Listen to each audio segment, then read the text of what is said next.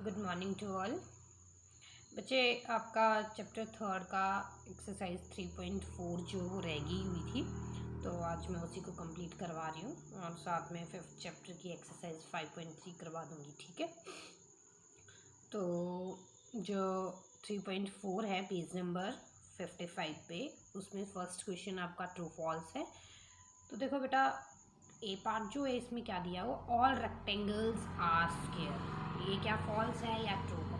अब देखो, रेक्टेंगल में जो है सारे के सारे लाइंस जो होती हैं, लेंथ दोनों साइड की सेम होती है, ब्रेड्थ दोनों साइड की सेम होती है, बट लेंथ और ब्रेड्थ सेम नहीं होती है।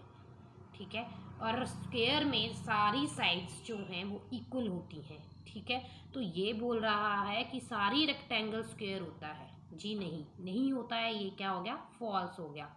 ठीक है, इसके बाद आपका बी पार्ट है, ऑल रोम्बसेस आर पैरेललोग्राम। बोला सारे रोम्बस जो हैं वो पैरेललोग्राम होते हैं।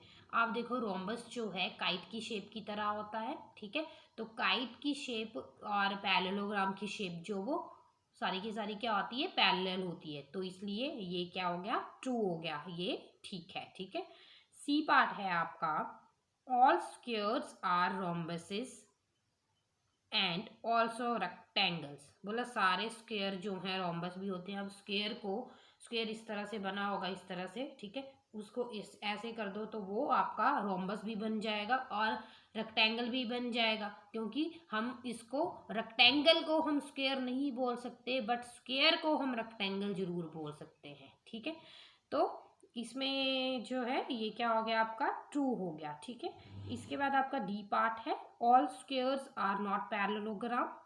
बोला सारे स्क्वायर्स पैरेललोग्राम नहीं होते हैं। हाँ जी, ठीक गलत बोल रहा है, सारे स्क्वायर पैरेललोग्राम नहीं होते हैं, फॉल्स है ये, क्योंकि सारे स्क्वायर पैरेललोग्राम होते हैं।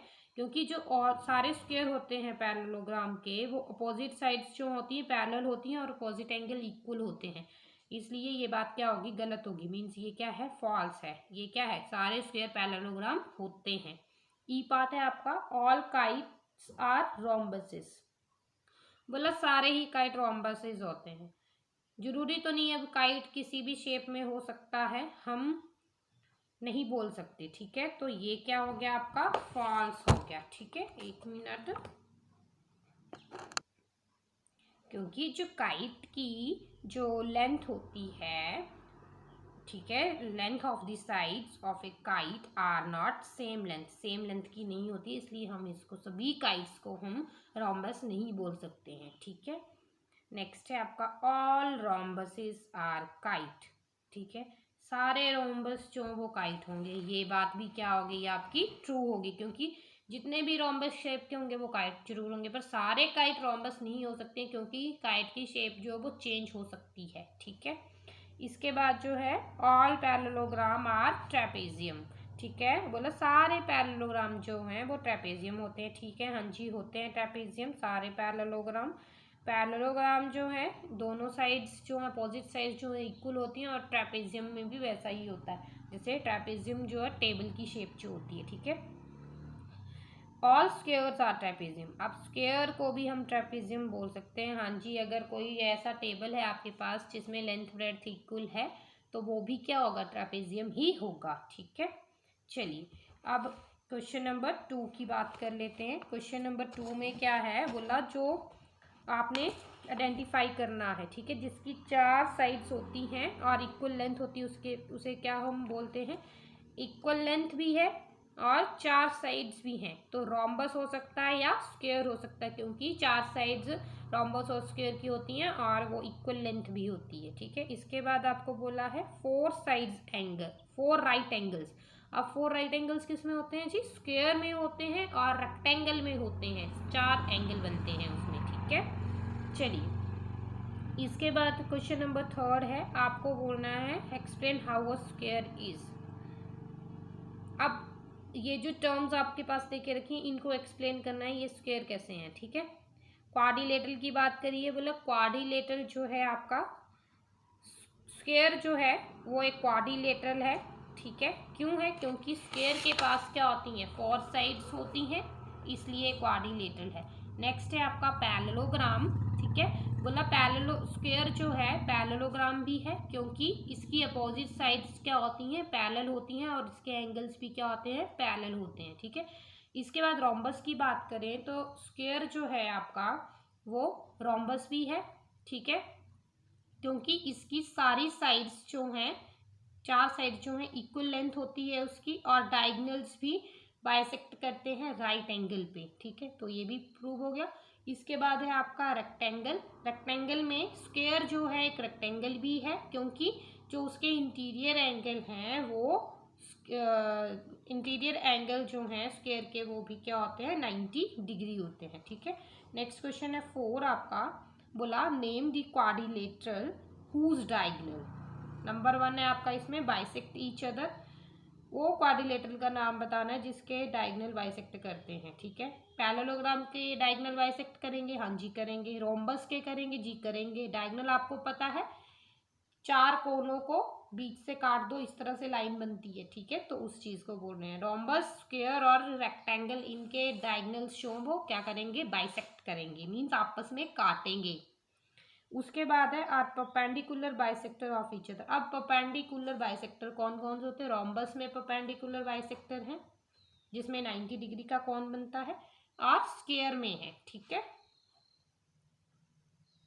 जो परपेंडिकुलर होते हैं, ठीक है। इसके बाद आर इक्वल। क्वाड्रिलेटरल ऐसी बताओ जो कि क्या होते हैं, जिसके डायगोनल्स जो हैं वो क्या होंगे, इक्वल होंगे। तो रेक्टेंगल और स्क्वायर में डायगोनल इक्वल होंगे, और परपेंडिकुलर बाइसेक्टर सिर्फ रोम्बस और स्क्वायर में होंगे, किसके, डायगोनल्स के, ठीक है।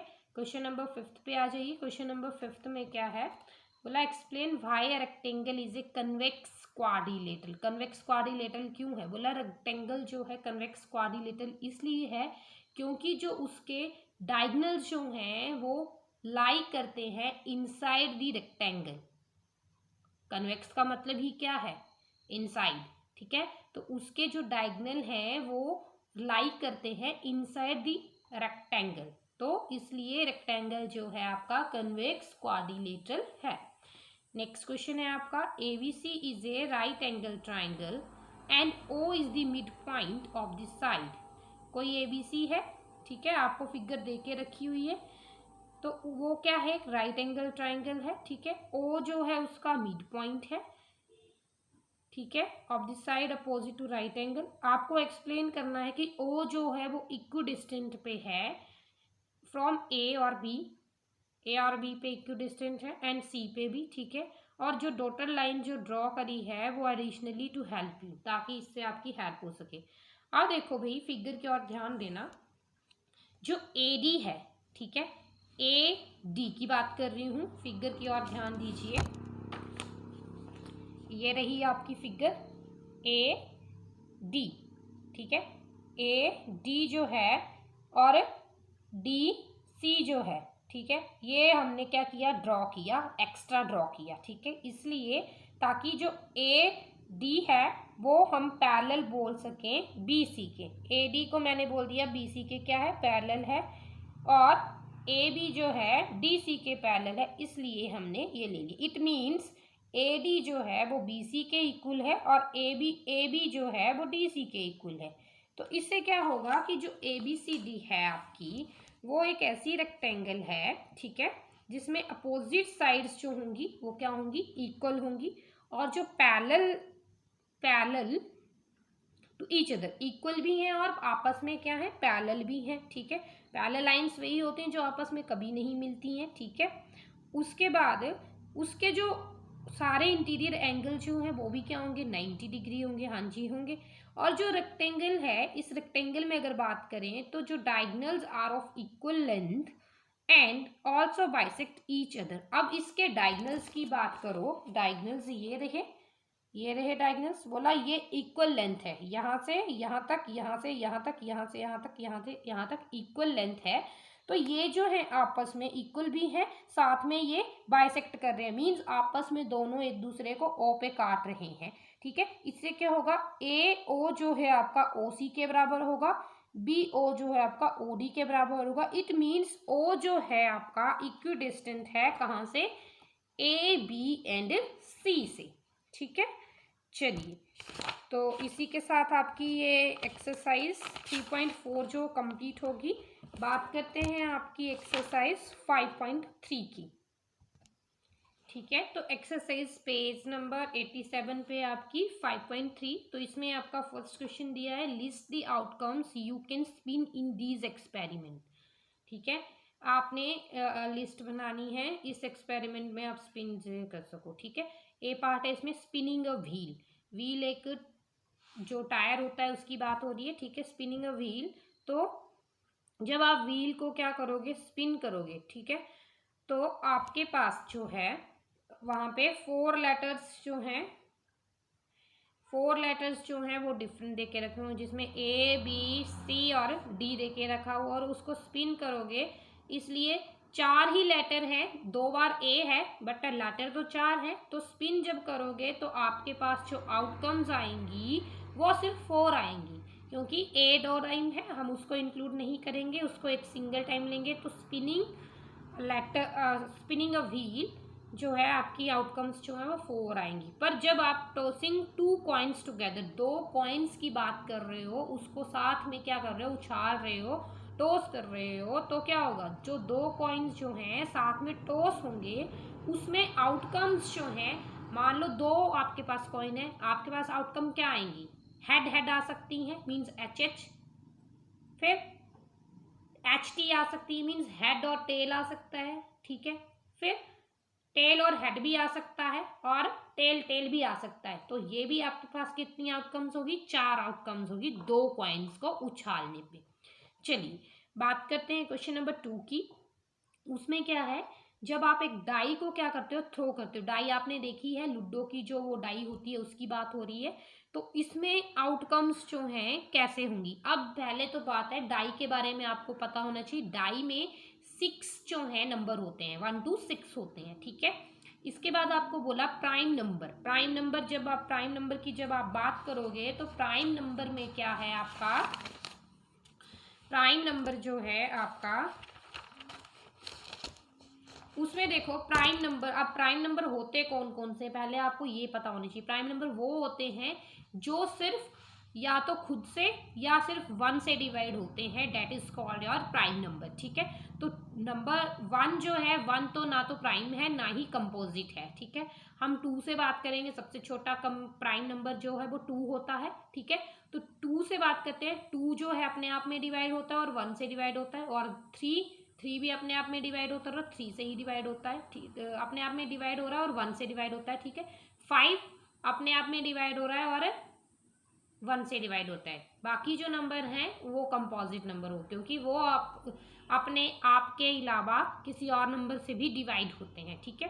तो इसमें प्राइम नंबर कौन कौन से आ गए, 2 3 5, ठीक है। तो आउटकम्स जो हैं कितनी आ गई, 3 आउटकम्स आई, ठीक है। आउटकम्स के बारे में इतना लिस्ट जो है हमने इकट्ठी बनानी, ठीक है।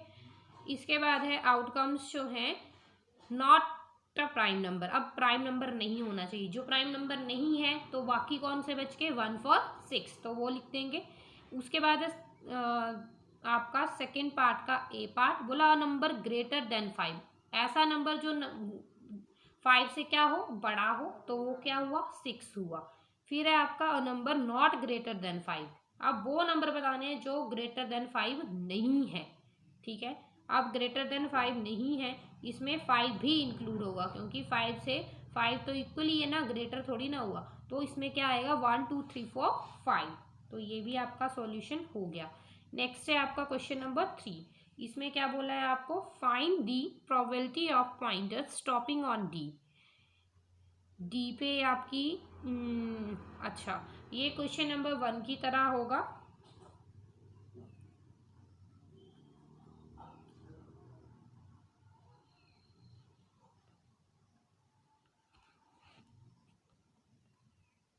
ये फिगर भी इसमें, इस क्वेश्चन को हमने 1 की तरह सॉल्व करना है, ठीक है। तो क्या करेंगे हम, बोला अगर आप डी पे स्टॉप करते हो पॉइंटर को तो क्या होगा, बोला इन अ स्पिनिंग व्हील, स्पिनिंग व्हील की बात हुई है ना फर्स्ट क्वेश्चन में, तो उसमें जो है पॉइंटर्स जो हैं 5 हैं, 2 तो ए है और 2-3 जो है वो बी सी डी है, ठीक है। इसलिए इसमें 5 आउटकम्स आएंगी, ठीक है।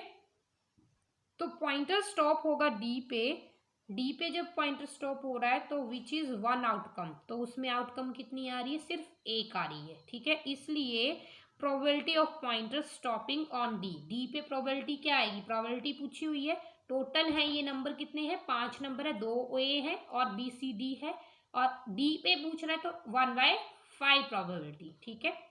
इसके बाद आपको बोला है कि probability of getting an S, S means जो कार्ड्स होते हैं आपके, ठीक है, जिसे हम टास्क बोलते हैं, एस की बात हो रही है, उसमें अक्के जो हैं वो 4 होते हैं, ठीक है, 4 अक्के होते हैं, एस जो है वो 4 होते हैं। अगर उसको आप वेल सफल्ड करो तो 52 टोटल कार्ड होते हैं, सफल करो उनको तो उसमें से अक्कों की बात करी है। अब आपको पता है अक्के जो हैं उन टोटल कार्ड में 4 होते हैं, तो ये आपकी प्रोबेबिलिटी कितनी आएगी, 4/52, कटिंग करके आपके पास आएगा 1/13।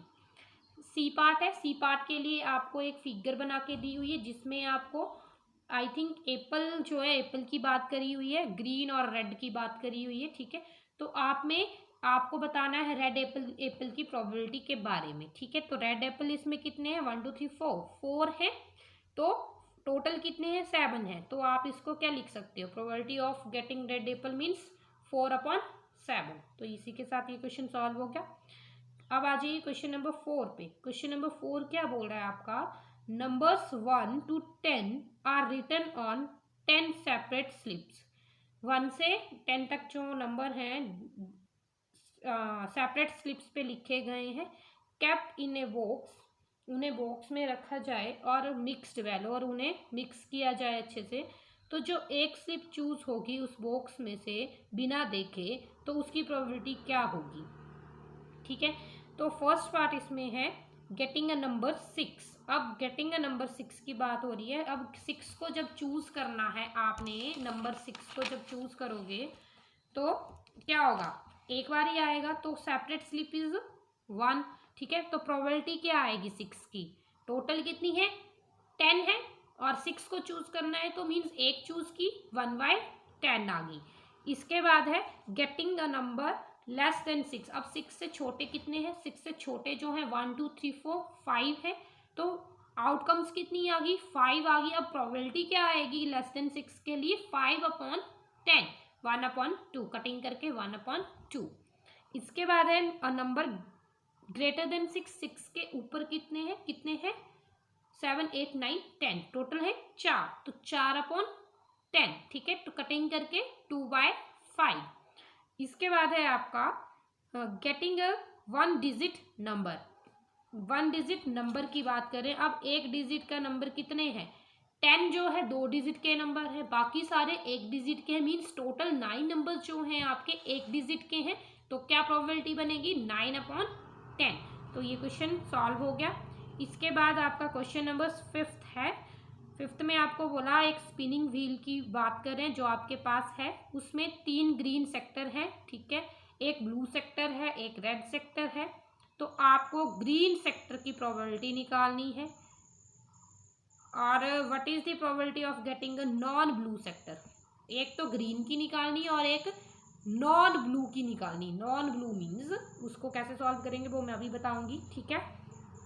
तो आपके पास टोटल सेक्टर कितने हो गए, 3 ग्रीन के हैं, एक ब्लू का, एक रेड का, टोटल हो गया आपके पास 5 जो है वो सेक्टर है, ठीक है। अब ग्रीन की निकालोगे तो ग्रीन कितने देके रखे हैं आपको, 3 देके रखे हैं, तो प्रोबेबिलिटी क्या बनेगी ग्रीन सेक्टर के लिए, टोटल 5 है और ग्रीन 3 है, तो 3/5, कटिंग नहीं होगी इस क्वेश्चन में, ठीक है। इसके बाद आपका इसमें नॉन ब्लू सेक्टर की प्रोबेबिलिटी पूछी हुई। अब नॉन ब्लू सेक्टर के लिए टोटल है आपके 5 और ब्लू सेक्टर कितने हैं, 1 है, तो 5 में से 1 क्या कर दीजिए, माइनस कर दीजिए, बचेंगे 4, तो 4 जो है वो क्या है आपके नॉन ब्लू है, तो प्रोबेबिलिटी क्या आएगी 4/5। अब आ जाइए क्वेश्चन नंबर 6 पे। 6 क्या बोल रहा है आपका, find the probability of the events given in question 2। Question 2 में जो प्रोबेबिलिटी क्वेश्चन 2 जो आपको दिया है उसकी प्रोबेबिलिटी जो है वो निकालनी है, ठीक है। अब देखो सॉल्यूशन क्या होगा, क्वेश्चन 2 में डाई की बात हुई है। अब देखो अगर एक डाई है उसे मैं थ्रो करती हूँ तो उसमें आउटकम्स आएंगे टोटल 6, 1 2 3 4 5 6।